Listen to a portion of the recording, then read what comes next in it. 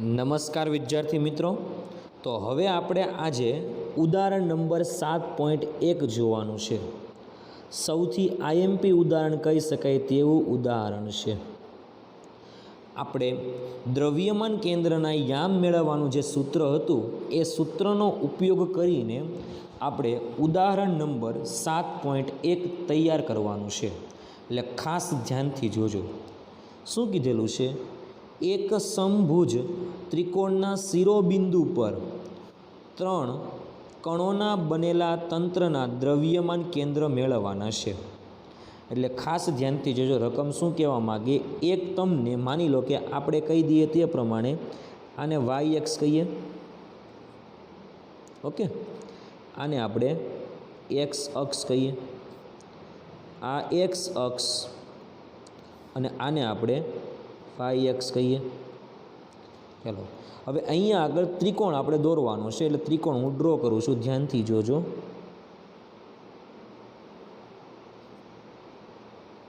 Okay, ચાલો આ ત્રિકોણના 3 શિરોબિંદુ ઉપર વિદ્યુતભાર છે। એક વિદ્યુતભાર અહીંયા છે, સોરી, એક એમ દળનો પદાર્થ અહીંયા છે, એક એમ દળનો પદાર્થ અહીંયા છે, અને એક એમ દળનો પદાર્થ અહીંયા છે। એટલે આ લોકોએ નામ આપેલું છે 3 કણો। કેટલા કણો? 3 કણો। ઓકે, ત્રણેય કણોનું દ્રવ્યમાન કેન્દ્ર તમારે મેળવવાનું છે। ખાસ ધ્યાન આપજો। ત્રણેય કણોના દ્રવ્યમાન અનુક્રમે 100 ગ્રામ, 150 ગ્રામ અને 200 ગ્રામ। ચલો માની લો તમે અહીંયા આગળ કે 100 ગ્રામ દળનો પદાર્થ અહીંયા છે, એટલે M1 અહીંયા છે, બીજો પદાર્થ અહીંયા છે 200 ગ્રામનો, અને સોરી 150 ગ્રામનો, અને ત્રીજો પદાર્થ અહીંયા છે 200 ગ્રામનો। ઓકે, અને સમબાજુ એટલે સમભુજ ત્રિકોણની દરેક બાજુનું માપ તમને આપેલું છે 0.5 મીટર। ખાસ ધ્યાન આપજો। પહેલાં આપણે કહીએ કે ઉગમ બિંદુ પર રહેલા M1 દળના કણ માટે, ક્યાં રહેલા? ઉગમ બિંદુ પર રહેલા। એટલે અહીંયા આગળ મુદ્દો લખું છું કે અહીં ઉદ્ગમ બિંદુ પર રહેલા M1 બરાબર 100 ગ્રામ। કેટલા ગ્રામ? 100 ગ્રામ। 100 ગ્રામ દળના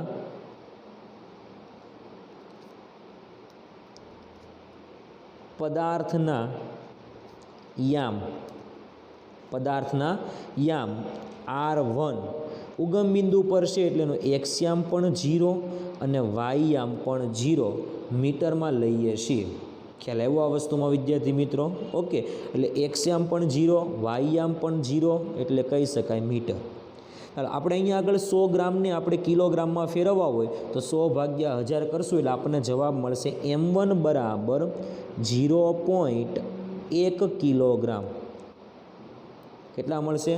0.1 કિલોગ્રામ। એટલે M1 આપણને 0.1 કિલોગ્રામ છે, R1 તમને આપેલા છે 0.0 મીટર, કારણ કે યામ પદ્ધતિના ઉગમ બિંદુ પર છે। ચાલો હવે આપણે વાત કરવાની છે M2 બરાબર, બીજો પદાર્થ ક્યાં છે? અહીંયા આગળ, કે જે પદાર્થનો એક્સ યામ છે, વાય યામ નથી। એટલે આપણે કહી શકાય કે M2 બરાબર 150 ગ્રામ। ઓકે, આને આપણે કિલોગ્રામમાં ફેરવવા હોય તો આપણે કહી શકાય કે 0.15 કિલોગ્રામ। 0.15 કિલોગ્રામ। ઓકે, ચાલો તો એ M2 દળના પદાર્થના યામ, એટલે આપણે કહી શકાય કે M2 દળના પદાર્થના યામ R2 is equal two x યામ કેટલો છે?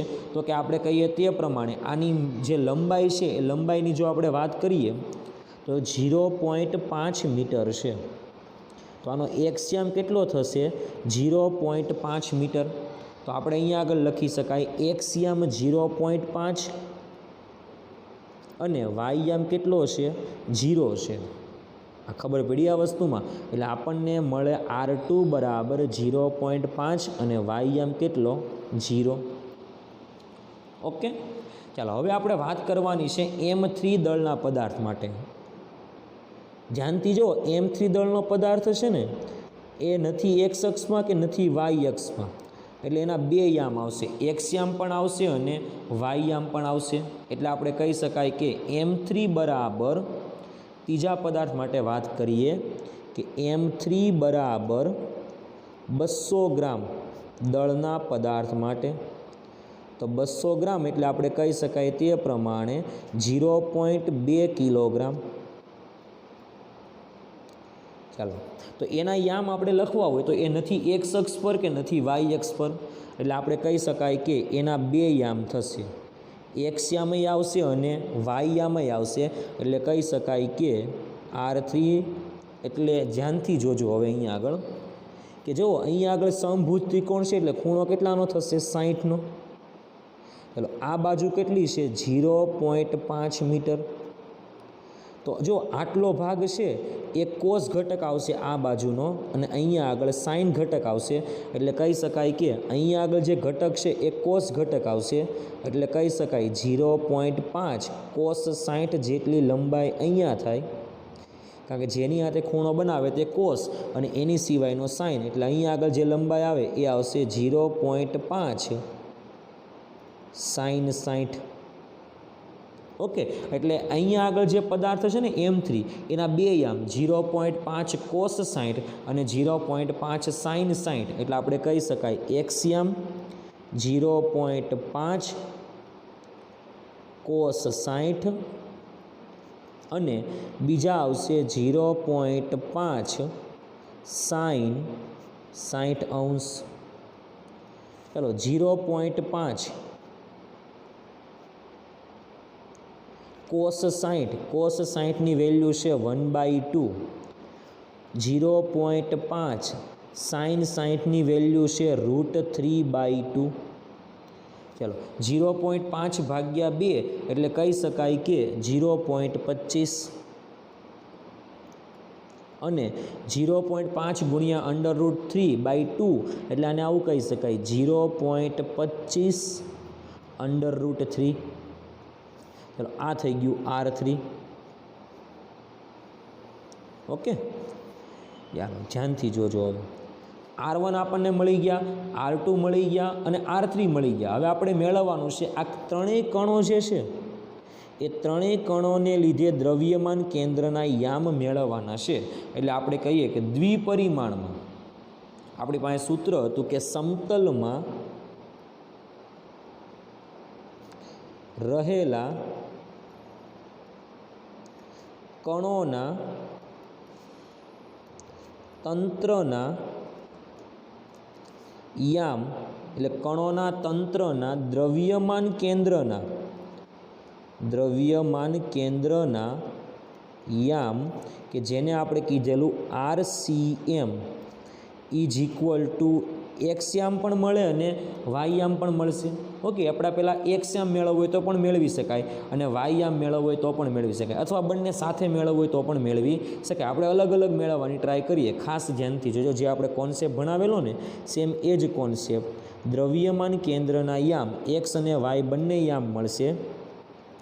એટલે RCM is equal two x યામ મળશે એને કહેવાય XCM. દ્રવ્યમાન કેન્દ્રનો વાય યામ મળે એને કહેવાય YCM. આને આપણે સમીકરણ નંબર 1 આપી દઈએ. જોજો, આને સમીકરણ નંબર 1 આપી દઈએ. હવે ધ્યાનથી જોજો, XCM મેળવવાનો છે. શું મેળવવાનું છે?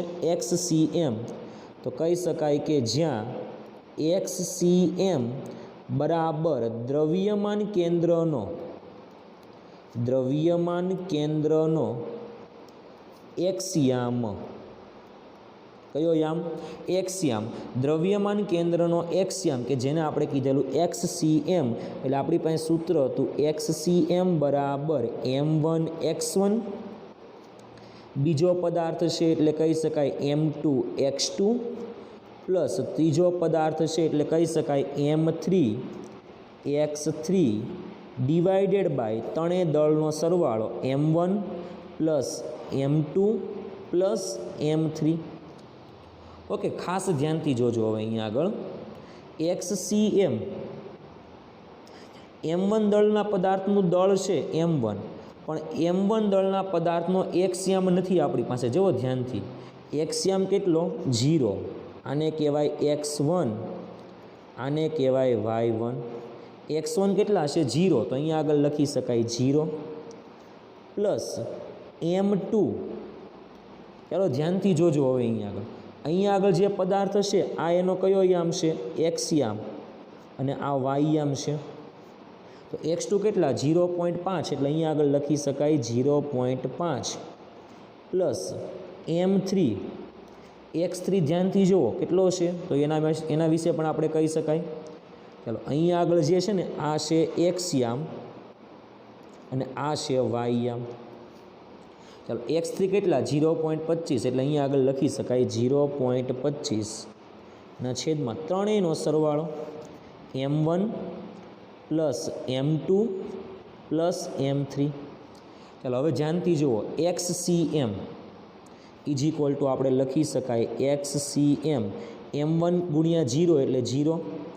M2 આપણને આપેલા છે 0.15 ક્રોસ 0.5 પ્લસ M3 તમને આપેલા છે 0.2 અને આ છે 0.25.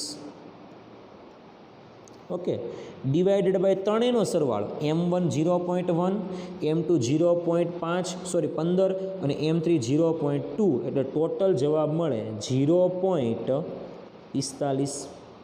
આઈડિયા એવો. આનો અને આનો ગુણાકાર કરશો પ્લસ આનો અને આનો ગુણાકાર કરશો, ત્યારબાદ સરવાળો કરશો અને ડિવાઇડેડ બાય 0.45 કરશો એટલે તમને ડાયરેક્ટ જવાબ મળશે XCM is equal two total જવાબ 0.28 સેન્ટીમીટર. એટલે આ મળી ગયો દ્રવ્યમાન કેન્દ્રનો XCM 0.28 સેન્ટીમીટર. એટલે આપણે સમીકરણ નંબર 1માં મૂકવું હશે તો અહીંયા આગળ આપણે મૂકી શકશું દ્રવ્યમાન કેન્દ્રનો XCM. ચાલો હવે સેમ આપણે આવી રીતે દ્રવ્યમાન કેન્દ્રનો વાયયામ પણ મેળવી લઈએ. તો કહી શકાય YCM ઇઝ ઇક્વલ ટુ દ્રવ્યમાન કેન્દ્રનો વાયયામ, કે જેનું સૂત્ર હતું YCM is equal to M1Y1 plus M2Y2 plus M3Y3 divided by M1 plus M2 plus M3. ચાલો જોજો, YCM M1 કિંમત, પણ પહેલા પદાર્થના દ્રવ્યમાન કેન્દ્રનો વાયયામ પણ 0 છે. જો ધ્યાનથી, હમણાં જે રીતે XCM લીધેલા સેમ વાયયામ 0. ચાલો બીજા પદાર્થનો પણ વાયયામ 0, ત્રીજા પદાર્થનો વાયયામ છે એટલે અહીંયા આગળ આપણે લખી શકાય 0 પ્લસ M2Y2 પણ 0 પ્લસ M3Y3 છે કેટલા છે? 0.25√3 ડિવાઇડેડ બાય બધાનો સરવાળો એટલે M1 plus M2 plus M3, M1 plus M2 plus M3. એટલે જો અહીંયા આગળ શું કહી શકાય? M1 ગુણ્યા 0 એટલે 0 પ્લસ 0 પ્લસ M3 તમને આપેલા છે 0.25. ખ્યાલ આવ્યો આ વસ્તુમાં? સોરી 0.2 અને આ વેલ્યુ છે 0.25 √3 ત્રણેયનો સરવાળો કેટલો? M1 plus M2 plus M3 ત્રણેયનો સરવાળો 0.45. ચાલો તો ખાસ ધ્યાનથી જોજો, અહીંયા આગળ શું લખી શકાય? YCM આનો સરવાળો એટલે આ તમારે કામ શું કરવાનું? 0.2 ગુણ્યા 0.25 ગુણ્યા √3 એટલે 1.73 ડિવાઇડેડ બાય 0.45 કરશો એટલે ટોટલ તમને વેલ્યુ મળશે 0.19 મીટર. એટલે દ્રવ્યમાન કેન્દ્રનો વાયયામ તમને કેટલો મળ્યો? 0.19 મીટર. અહીંયા આગળ તમને દ્રવ્યમાન કેન્દ્રનો XCM કેટલો મળેલો? 0.28 મીટર. સેન્ટીમીટર નહીં, અહીંયા શું આવશે? મીટર આવશે. ઓકે, XCM મળી ગયો, વાયયામ મળી ગયો, એટલે આપણે કહી શકાય કે તંત્રનું દ્રવ્યમાન કેન્દ્ર સમીકરણ 1 પરથી તંત્રના દ્રવ્યમાન કેન્દ્રના બંને યામ કે જેને કહેવાય RCM is equal two XCM અલ્પવિરામ YCM. ચાલો XCM એટલે કેટલા હશે? દ્રવ્યમાન કેન્દ્રનો XM 0.28 અલ્પવિરામ 0.29. એટલે આ દ્રવ્યમાન કેન્દ્રના આપણને શું મળી ગયા? યામ મળી ગયા. કયા કયા યામ? એક્સ યામ અને વાય યામ બંને યામ મળેલા છે. ખ્યાલ આવ્યો આ વસ્તુમાં વિદ્યાર્થી મિત્રો? ઓકે, તો આ હતું ઉદાહરણ નંબર 7.1. સૌથી આઈએમપી ઉદાહરણ કહી શકાય. માત્ર ને માત્ર ગણિતનો ઉપયોગ કરવાનો છે, મેથેમેટિકલ સ્ટેપ. અને આપણે જે દ્રવ્યમાન કેન્દ્રના યામવાળું સૂત્ર ભણાવેલું એ જ સૂત્રના કોન્સેપ્ટ એટલે દ્વિપરિમાણમાં. કયા પરિમાણમાં? દ્વિપરિમાણ એટલે કહી શકાય સમતલમાં.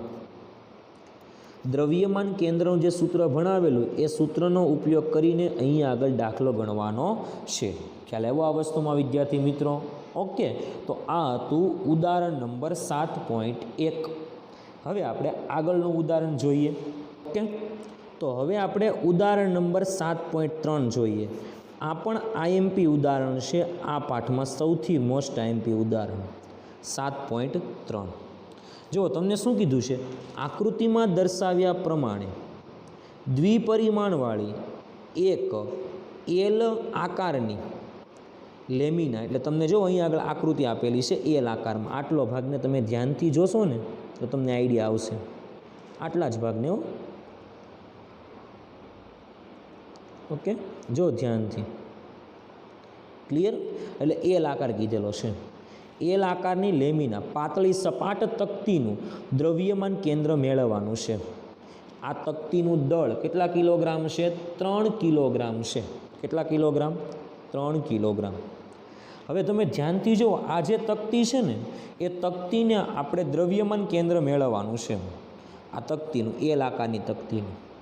ઓકે, તો દ્રવ્યમાન કેન્દ્ર મેળવવા માટે આપણે સૌ પ્રથમ એક કામ એ કરવું પડશે કે આ એલ આકારની જે તકતી છે એ 3 તકતીમાં વિભાજન થયેલી છે. જુઓ ધ્યાનથી. આ પહેલી તકતી કે જેનું દ્રવ્યમાન કેન્દ્ર અહીંયા, બીજી તકતી કે જેનું દ્રવ્યમાન કેન્દ્ર અહીંયા, ત્રીજી તકતી કે જેનું દ્રવ્યમાન કેન્દ્ર અહીંયા, અને ત્રણેય તકતીના દ્રવ્યમાન કેન્દ્રના યામ લખી નાખીએ અને એના પરથી આપણે આખી એલ આકારની તકતીનું દ્રવ્યમાન કેન્દ્ર મેળવવાનું છે. આઈડિયા એવો આ વસ્તુમાં? આ આપણને પ્રશ્ન પૂછેલો છે.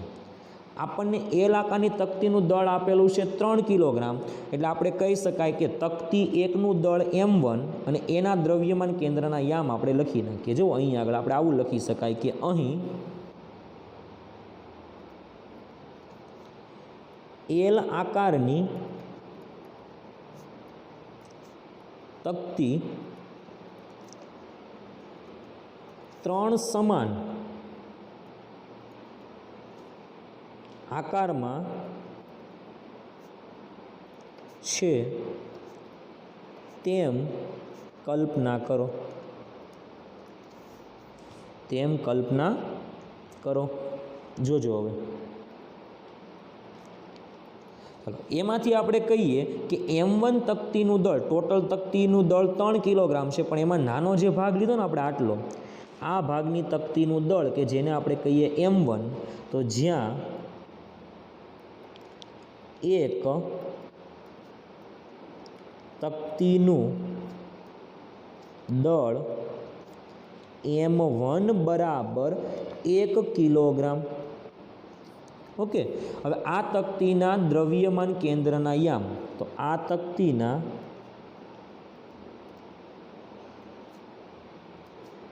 દ્રવ્યમાન કેન્દ્ર એટલે સેન્ટર ઓફ માસ, દ્રવ્યમાન કેન્દ્રના યામ R1. ચાલો આકૃતિમાં તમે ધ્યાનથી જુઓ. અહીં આગળથી આખું તમને 1 મીટર આપેલું છે. તો અહીંયા આગળથી આપણે ધ્યાનથી જોઈએ ને તો આ દ્રવ્યમાન કેન્દ્રનો એક્સ યામ થાય અને આ દ્રવ્યમાન કેન્દ્રનો વાય યામ થાય. એટલે દ્રવ્યમાન કેન્દ્ર, આ તકતીના દ્રવ્યમાન કેન્દ્રનો એક્સ યામ અડધો અને વાય યામ અડધો. એટલે આપણે લખી શકાય કે R1 બરાબર 1/2 એટલે અડધું કહેવાય, અને અલ્પવિરામ 1/2 એટલે એક્સ યામ પણ અડધો અને વાય યામ પણ અડધો મીટરમાં છે. ઓકે, એટલે આ તકતી એકના દ્રવ્યમાન કેન્દ્રનો આ જે છે ને એ એક્સયામ થશે, આને x1 કહેવાય, અને આ જે છે એ વાયયામ થશે, આને y1 કહેવાય. આઈડિયા આ તકતી 1 માટેનું વર્ણન કરેલું છે. ચાલો સેમ આવી રીતે તકતી 2 માટે. કોના માટે? તકતી 2 માટે. એટલે કહી શકાય કે તકતી 2નું દળ m2 બરાબર 1 કિલોગ્રામ. ઓકે, અને દ્રવ્યમાન કેન્દ્ર અને તે તકતીના દ્રવ્યમાન કેન્દ્ર સેન્ટર ઓફ માસ કે જેને કહેવામાં આવે R2, એના આપણે એક્સયામ અને વાયયામ લખવાના છે. એટલે ખાસ ધ્યાનથી જોજો. આ તકતીનો એક્સયામ આટલો થશે, વાયયામ આટલો થશે અને એક્સયામ આટલો થશે. એક્સયામ જુઓ 1 મીટર પ્લસ અડધો મીટર એટલે 1.5 મીટર, અને વાયયામ તો અડધો મીટર, એટલે કહી શકાય 3/2 અને 1/2 મીટર. ચાલો તો અહીંયા આગળ જે છે ને એ તકતીનો એક્સયામ થશે, એટલે આને કહેવાય x2, અને આ જે છે એને કહેવાય y2. ચાલો હવે ત્રીજો મુદ્દો લખવાનો છે કે તકતી 3નું દ્રવ્યમાન કેન્દ્ર. એટલે તકતી 3 માટે તકતી 3નું દળ m3 બરાબર 1 કિલોગ્રામ, અને તે તકતીના દ્રવ્યમાન કેન્દ્ર એટલે સેન્ટર ઓફ માસના યામ CMના યામ R3 ઇઝ ઇક્વલ ટુ, ધ્યાનથી જુઓ, દ્રવ્યમાન કેન્દ્રનો એક્સયામ આટલો અને વાયયામ આટલો. એક્સયામ એટલે 0.5 એટલે અડધો, અને વાયયામ થશે 1 પ્લસ અડધો એટલે 1.5. એટલે અહીંયા આગળ આપણે લખી શકાય કે 0.5 એટલે 1/2 અને 1.5 એટલે 3/2 મીટર. તો અહીંયા આગળ ધ્યાનથી જુઓ, આ એક્સયામ છે x3 અને આ વાયયામ છે y3, અને આ રીતે લખી શકાય. ઓકે, હવે આપણે 3 તકતી એટલે એલ આકારની તકતીનું દ્રવ્યમાન કેન્દ્ર જે છે ને એના આપણે યામ લખી નાખીએ. ખાસ ધ્યાન આપજો કે એલ આકારની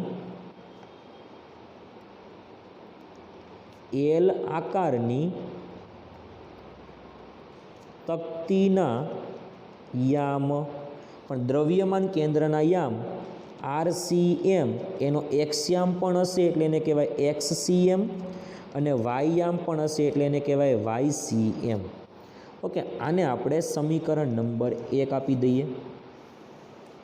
પહેલાં આપણે દ્રવ્યમાન કેન્દ્રનો એક્સયામ મેળવી લઈએ એટલે આપણને આઈડિયા આવે.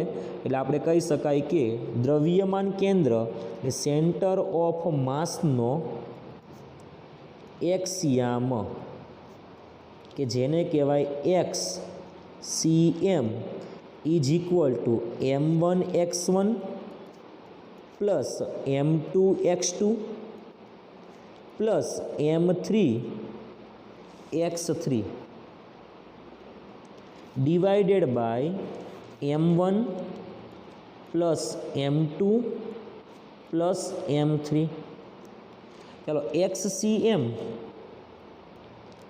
Is equal two m1 x1. તમે ધ્યાનથી જુઓ, અહીંયા આગળ આપણે દ્રવ્યમાન કેન્દ્રનો કયો યામ લખવાનો છે? એક્સયામ. એટલે અહીંયા આગળ ધ્યાનથી જુઓ, દ્રવ્યમાન કેન્દ્રનો એક્સયામ x1 1/2, x2 3/2 અને x3 1/2. એટલે અહીંયા આગળ લખી શકાય આપણે 1/2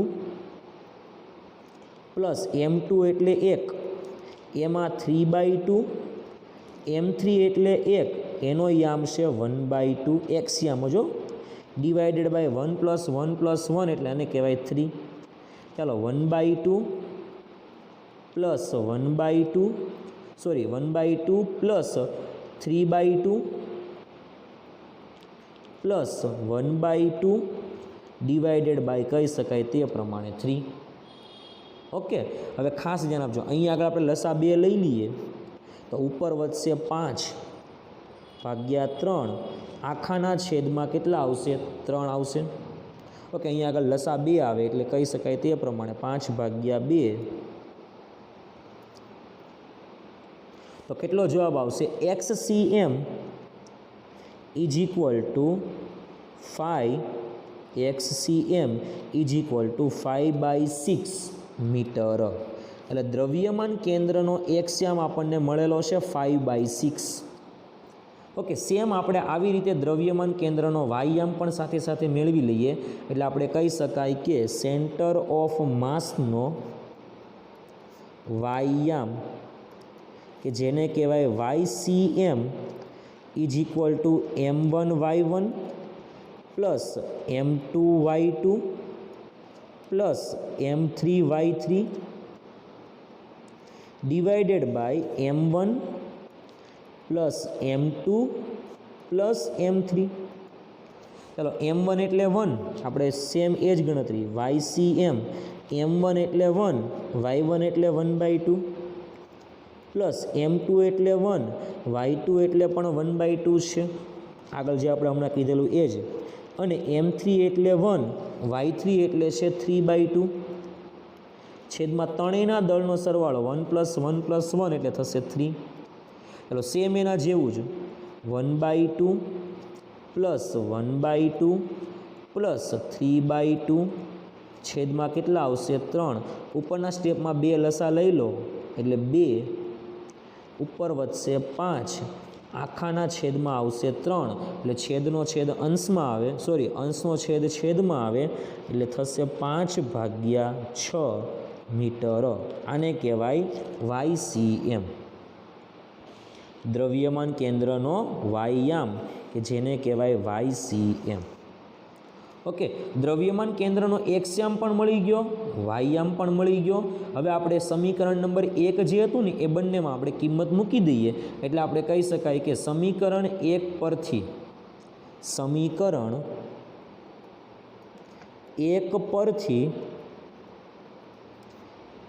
RCM is equal two XCM અલ્પવિરામ YCM. XCM છે 5/6, YCM છે 5/6 મીટર. એટલે આ મળશે આપણને દ્રવ્યમાન કેન્દ્રનો યામ RCM એટલે એક્સયામ પણ મળશે અને વાયયામ પણ મળશે. એટલે આને કહેવામાં આવે સેન્ટર ઓફ માસનો એક્સયામ અને આને કહેવાય સેન્ટર ઓફ માસનો વાયયામ. ઓકે, એટલે આ આપણો જવાબ. એટલે ખાસ તૈયાર કરવાનો છે ઉદાહરણ નંબર 7.3 કે જે સૌથી મોસ્ટ આઈએમપી કહી શકાય તેવું ઉદાહરણ છે. ખ્યાલ આવ્યો? એટલે આ વિડીયો લેક્ચરના બંને ઉદાહરણ સૌથી મોસ્ટ આઈએમપી ઉદાહરણ છે, એટલે તમારે બરાબર રીતે તૈયાર કરવાના છે. ખ્યાલ આવ્યો આ વસ્તુમાં વિદ્યાર્થી મિત્રો? ઓકે.